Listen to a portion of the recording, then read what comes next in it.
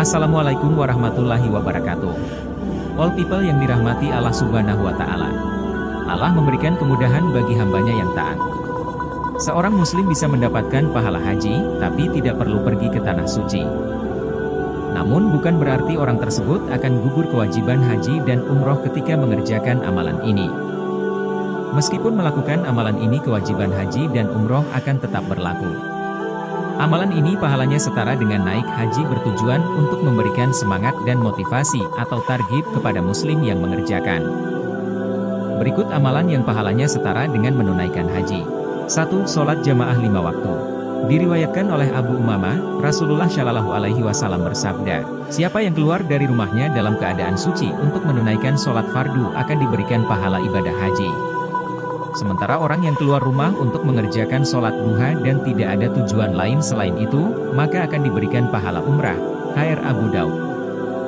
Berdasarkan hadits di atas, jika seseorang melakukan sholat fardu dengan berjamaah dan dilakukan secara terus-menerus, maka pahalanya sholatnya setara dengan menunaikan haji. Serta jika seorang muslim istiqomah melakukan sholat duha di masjid, maka ia akan diberikan pahala setara dengan ibadah umroh. 2. Berzikir setelah sholat jamaah subuh. Selanjutnya nomor 2 amalan yang pahalanya setara dengan menunaikan haji adalah berzikir setelah berjamaah sholat subuh, tapi dengan syarat harus dilakukan sampai matahari terbit dan melakukan sholat sunnah 2 rakaat setelahnya.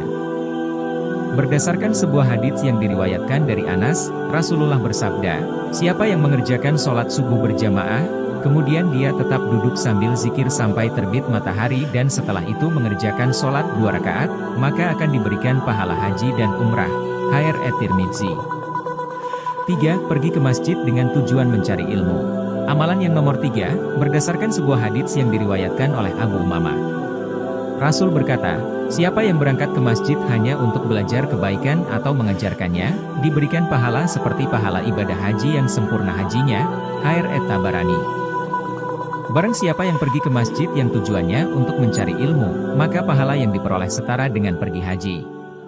Memang keutamaan orang mencari ilmu begitu banyak, salah satunya ini. 3 amalan di atas bukan berarti menjadi pengganti ibadah haji, perintah ibadah haji tetap wajib.